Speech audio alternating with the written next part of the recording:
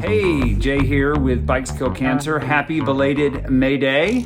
And as promised in my first video around training for Leadville 100, we're going to do a bunch of videos about training for the Leadville 100.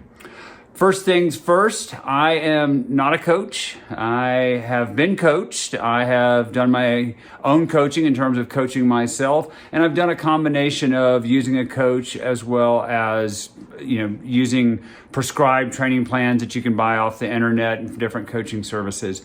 They all work. They all have outcomes, some better than others. My experience has been is that what you put into a training plan is what you're going to get out of it. So you can have the best coach in the world, but if you're not doing the workouts as prescribed and listening to your coach's guidance, it's not going to get you very far.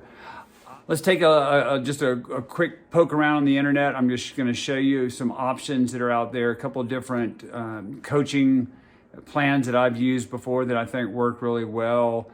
And I would encourage you, if you're thinking about doing any type of training plan, do your research. All good coaches will take some time to talk to you before they sign you up for a plan. You want to make sure that you have a good fit. And it's a relationship. Hiring a coach is a relationship, and you're paying for that relationship. So you want to make sure that you're getting your money's worth. Dive on in and see what my season has looked like so far and what I'm going to be doing the rest of the season to get ready for Leadville 100. I started 2022 with a good case of COVID, but no big deal because I was able to I was a little bit about a week behind, start on a weight endurance training plan. And this was through the team that I race on, Physio Racing. Weight Endurance hooks us up with some great early season training plans, and I'm new to the team, new to Weight Endurance, so I thought I would give it a try.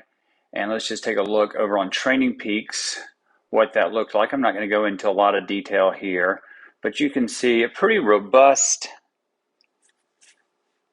2022 start, even despite, I scroll on through here, somewhere in here is where I got COVID.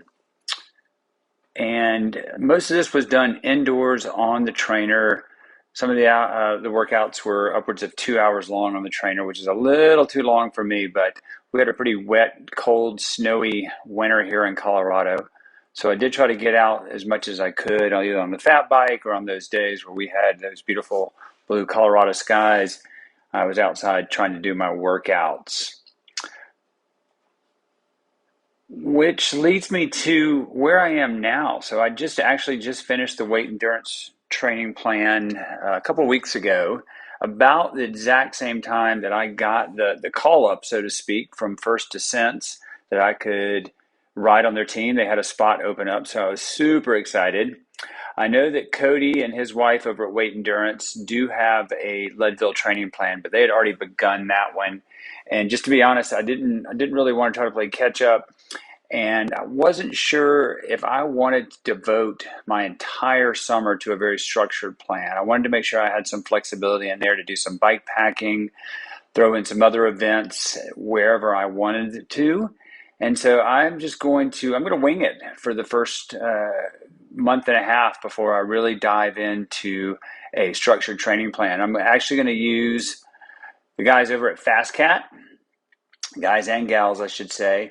They actually have a really inexpensive $50 prep training plan for the last 45 days before Leadville. I'm going to do the advanced plan, so I'll be putting in 12 to 16 hours a week. I imagine that's going to have a lot of hill climbs, probably a lot of riding at elevation. I know that those guys over at Fast Cat are really big on the sweet spot training, which I've done a lot of this year. I really enjoy it. I seem to benefit from it. My body responds well to it. I don't overdo it. I don't cook myself on a workout when I'm doing the sweet spot training. So I'm really looking forward to giving these guys at Fast Cat a try. And, for $50, you can't go wrong. They've been around forever. They're over there in Boulder. They know what they're doing. So I feel like I'm going to head right into Leadville in a really good spot. Turns out I forgot to make the end of this video before I published it. So I just finished up my workouts Tuesday. That's kind of the start of my workout week. I take Mondays as a rest, yoga day, and then get back on it on Tuesdays. I always like to start with sweet spots. So today I was doing 10-minute sweet spots, but with a hard surge uphill at the end. So still getting that sweet spot workout, but also getting my body used to the surges and then recovering quickly and staying back or dropping back into that sweet spot zone. I think these will help me as I get to the Gran Fondos in Santa Fe, gravel and the road Gran Fondo. Both I know have lots of rollers. So I imagine to be sort of pedaling, doing a lot of the riding in that sweet spot zone with surges up over some of these hills. I want to be able to keep the momentum going.